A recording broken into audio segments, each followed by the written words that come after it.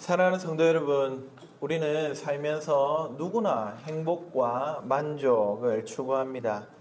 건강한 삶, 물질적인 풍요, 자녀의 성공, 행복한 가정, 이게 다 우리가 염원하는 복된 삶의 모습들입니다. 새해가 되면은 복 많이 받으라고 인사하고요. 옛날 어른들은 숟가락이나 장롱에나 전부 복자를 새겨놓기도 했습니다. 하루는 제 아내가 급하게 어느 가게로 뛰어 들어가더라고요. 뭘 사러 가나 보니까 로또 가게로. 오늘은 왠지 사야 될 것 같다는 느낌이 있었다나 아마 로또를 맞으면 복된 삶이 펼쳐질까 싶어 그랬지 않겠습니까? 뭐가 진짜 복인지 모르겠지만 어쨌든 복을 바라는 마음은 불신자든 목사의 아내든 마찬가지인 것 같습니다. 복을 원하는 모습은 비단 오늘 우리만의 이야기는 아니죠. 오늘 이 말씀을 받았던 고대 근동의 세계를 살았던 사람들도 복을 사모하며 살았습니다. 복을 원하는 건 인간 본성입니다. 그래서 그들은 축복을 일상의 중요한 부분으로 여기며 살아왔습니다. 왕이 신하에게 혹은 제사장이 백성들에게 또 심지어 부모가 자식에게 복을 빌어주는 것, 이건 너무 자연스러운 일이었습니다. 식사 자리에서 축복 기도를 하는 모습도 쉽게 볼 수가 있었습니다. 그런데 한 가지 생각해 볼 점들은 여러분, 그렇게 복을 원하며 축복하는 일, 그 고대인들의 축복이 실제로 효험이, 능력이 있었는가 하는 점입니다. 모르기는 몰라도 결국 그들의 축복은 선한 바람일 뿐 아마 그 이상의 의미를 가지기는 힘들었을 겁니다. 하지만 오늘 우리가 읽은 민수기의 말씀은요, 이런 인간들의 축복과는 차원이 다른 말씀입니다. 이 복은 단순한 소망이나 희망사항이 아닙니다. 이것은 살아계신 하나님께서 주시는 확실한 약속의 선포입니다. 하나님은 이스라엘의 대제사장 아론이 백성들에게 복을 선포하게 하셨습니다. 이 축복은 하나님께서 친히 그의 백성들에게 주시는 보호와 은혜 그리고 평강에 대한 약속입니다. 하나님은 그 백성들과 함께 하시며 그들의 삶 가운데 크게 역사하실 것을 이 선포를 통해 아주 확실하게 약속을 하고 계신 것입니다. 그때 자기 백성에게 복을 약속하신 하나님은 오늘도 우리에게 이 말씀을 통해 복을 주기 원하십니다. 이 말씀을 통해서 하나님이 자기 백성에게 주고 싶어하는 복이 무엇인지를 깨달을 수 있기를 바랍니다. 그래서 오늘 우리 삶 가운데 계속해서 흐르는 하나님의 복을 누리며 살 수 있는 저와 여러분 되기를 간절히 바랍니다. 예전은 제사장의 축복이라는 제목으로 설교할 때 주님이 주시는 복과 보호 그리고 은혜와 평강을 믿음으로 누리며 살아가자라는 요지로 주님의 축복을 전하도록 하겠습니다. 첫째로 우리 하나님은 복 주시며 보호하시겠다고 약속하십니다. 오늘 기록된 제사장의 축복은 이스라엘 제사, 특별히 7월 10일 이스라엘의 그 종교 달력이 있거든요. 그 달력상 7월 10일 우리로 치면 한 10월쯤 되는 것 같습니다. 그때 대속죄일 제사를 마치고 나온 이 대제사장이 선포하는 복입니다. 제사장의 속죄 제사가 잘 드려졌는지를 이 성소 밖의 사람들은 아주 조마조마한 마음으로 지켜보고 있었을 겁니다. 그러다가 하얀 세마포 옷이 피범벅이 되어서 나오는 그 대제사장을 보면서 백성들은 안도의 한숨 혹은 환호를 보냈을지도 모르겠습니다. 그러면서 제사의 대미를 장식할 제사장의 축복을 기다리는데 그 입에서 나오는 첫 번째 복이 무엇이냐?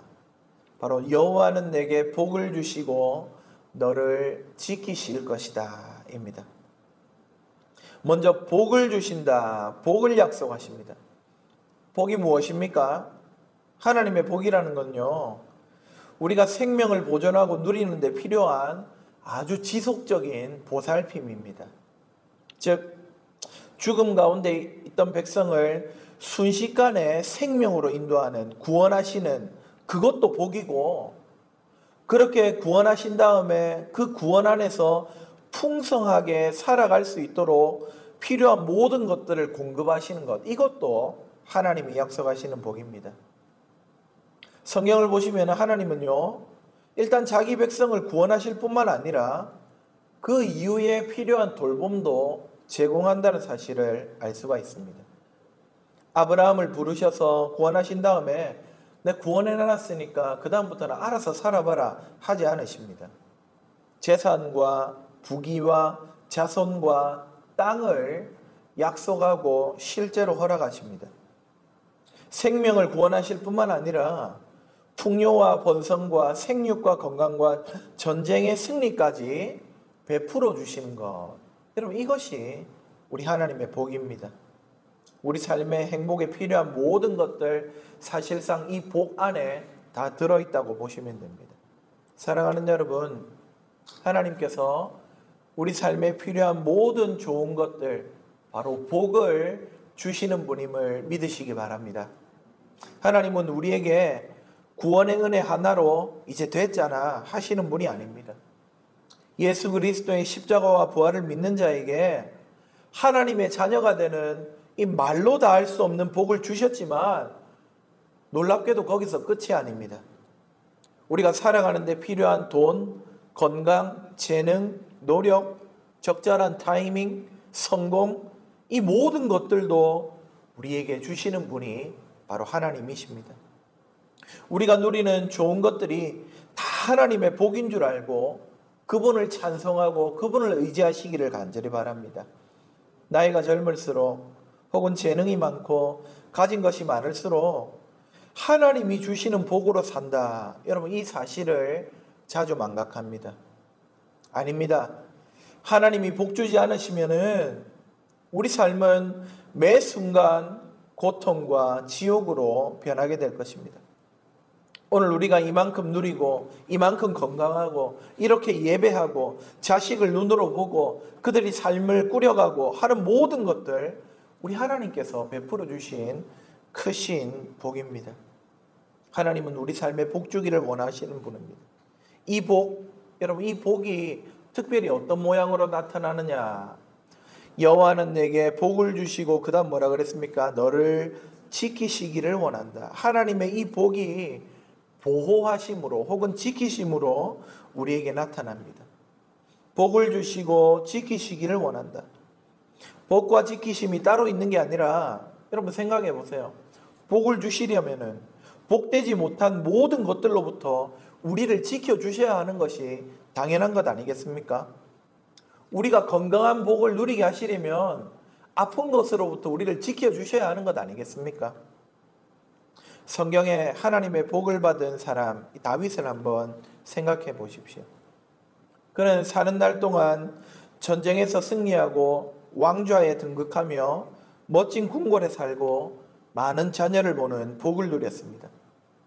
그런데 그 복의 이면을 가만히 보시면은 거기에는 하나님께서 그를 지키시는, 그를 보호하시는 그 은혜가 자리 잡고 있었습니다.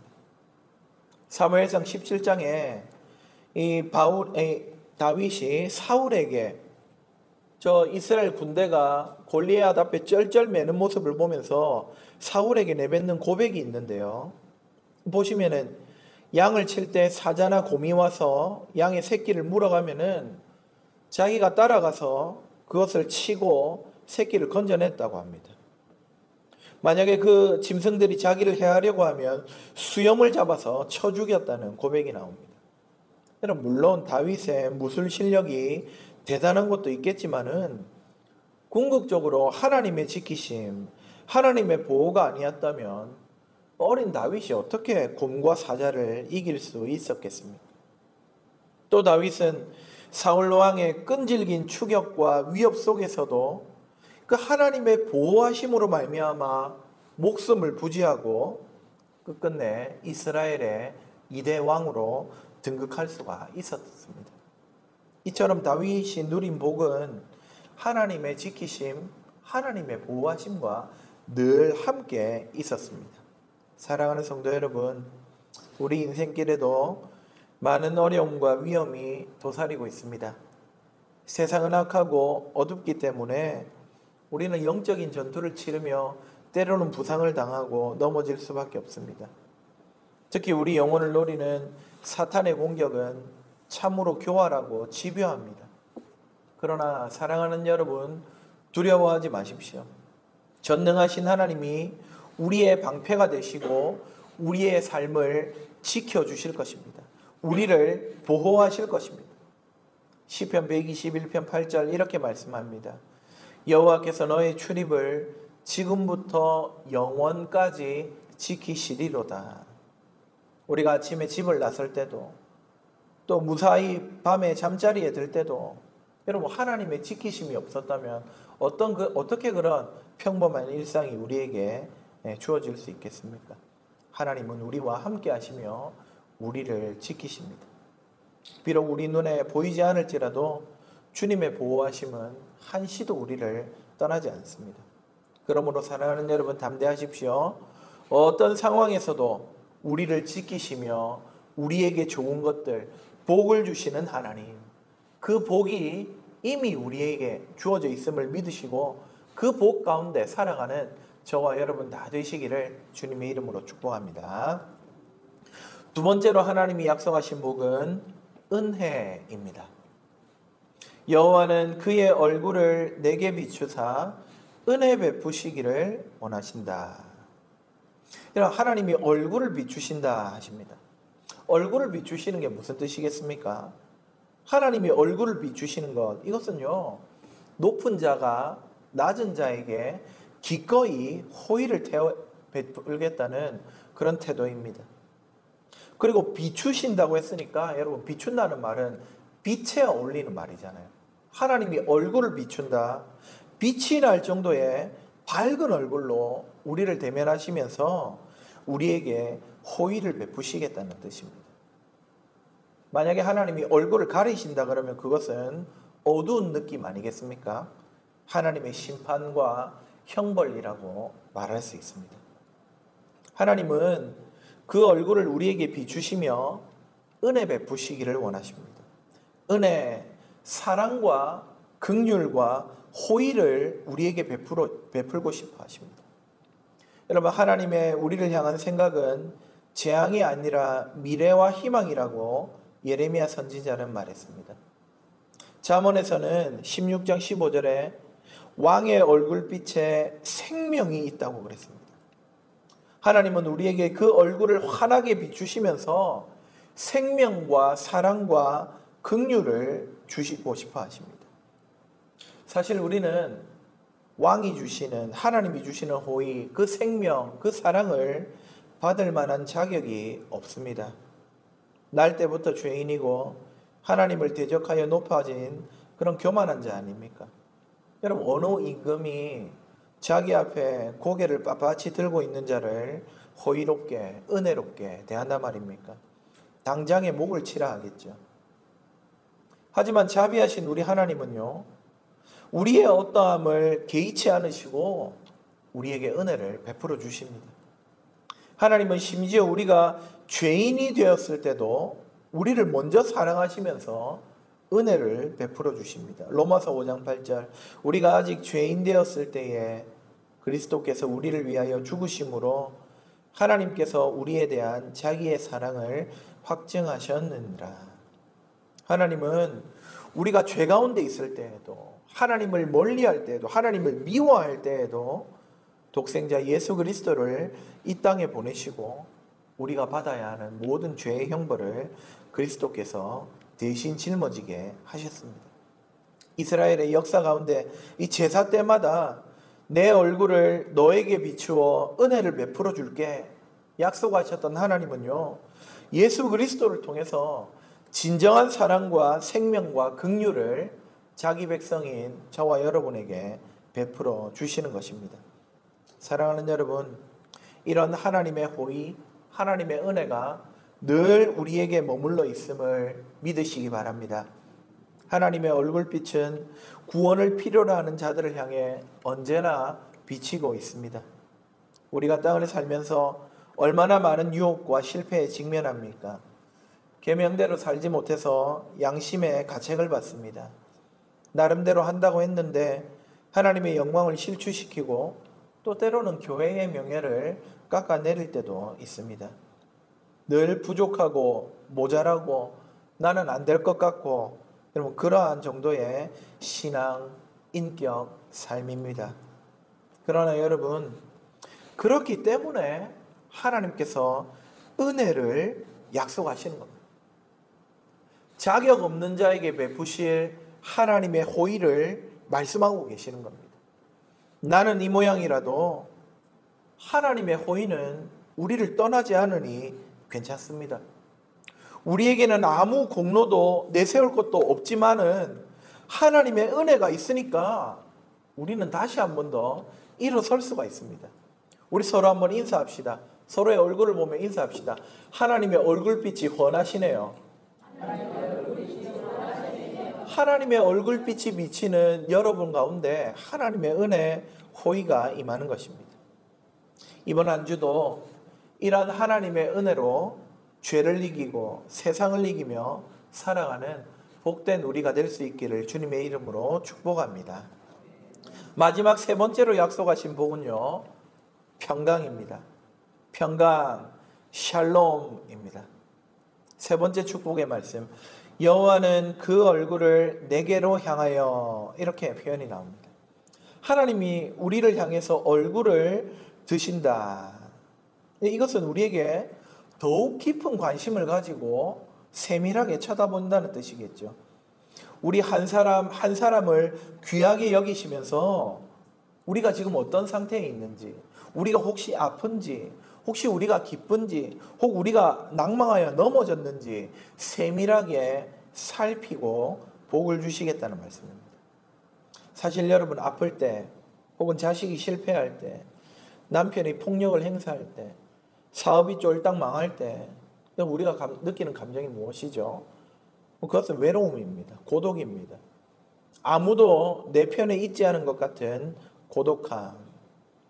그때 우리는 심지어 하나님도 나에게 관심을 두지 않고 내 기도에 응답하지 않는 것 같은 철저한 고립을 느끼지 않습니까? 그러면서 우리는 두려움을 느끼고 속이 시끄럽고 불안하고 괴롭습니다. 평안이, 샬롬이 소멸된 상태를 자주 살아갑니다. 하지만 여러분, 하나님께서 그 얼굴을 우리에게 향하여 아주 세밀하게 지금 우리가 어떤 상황인지 꼼꼼하게 살피시면서 진정한 평강을 약속하십니다. 샬롬을 주겠다고 말씀하십니다. 원래 샬롬이라는 말은요, 전쟁이 없는 평안한 상태를 가리키는 말입니다. 하지만 하나님이 우리에게 약속하시는 평강은 단순히 전쟁이 없는 그 정도의 상태가 아닙니다. 이 평강은 하나님과 우리가 바른 관계 속에서 누릴 수 있는 진정한 안식이죠. 복지와 행복에 필요한 모든 것들이 영적이든 육신적이든 가정적이든 교회적이든 사회적이든지 간에 여러분 잘 조화를 이루어서 우리에게 만족을 주는 그런 상태를 이야기합니다. 따라서 하나님이 주시는 평강은요, 영적인 평강, 그것을 넘어서서 우리의 필요한 모든 것들, 영적인 만족과 성숙과 장수와 부요와 후손의 성공과 필요한 능력들, 이런 것들을 다 포함해서 우리에게 주겠다고 약속하시는 겁니다. 하나님은 이런 통전적인 복을 우리에게 약속하셨습니다. 사랑하는 여러분, 혹 우리가 삶의 괴로움 가운데 놓일 때, 인생의 풍랑을 지날 때, 혹 속 시끄러운 하루가 멀다 하고 일어날 때 평강 주시는 주님을 바라보시기를 주님의 이름으로 축복합니다. 우리의 모든 문제를 해결하시는 주님을 바라보시기 바랍니다. 우리의 마음의 문제뿐만 아니라 우리가 겪고 있는 모든 물리적인 문제, 재정적인 문제, 관계적인 문제 하나님께서 해결하시고 우리에게 샬롬 주실 줄 믿으시기 바랍니다. 안전한 피난처가 되시는 평강의 하나님께 달려가십시오. 시편 기자는 이렇게 고백합니다. 내가 사망의 음침한 골짜기로 다닐지라도 해를 두려워하지 않을 것은 주께서 나와 함께 하심이라. 비록 캄캄한 절망의 터널을 지날 때라도 우리와 동행하시는 주님은요, 우리에게 약속하신 이 평강의 복을 결코 잊지 않으십니다. 우리에게 평강 주시기를 누구보다도 원하고 계십니다. 우리에게 얼굴을 향하여 꼼꼼하게 살피시면서 도대체 너에게 필요한 복이 무엇인지 가장 잘 아시는 주님께서 주시려고 준비하고 계십니다. 그 주님의 평강을 바라보면서 이 땅을 힘있게 살아가는 복된 저와 여러분 다 되시기를 주님의 이름으로 축복합니다. 말씀을 맺겠습니다.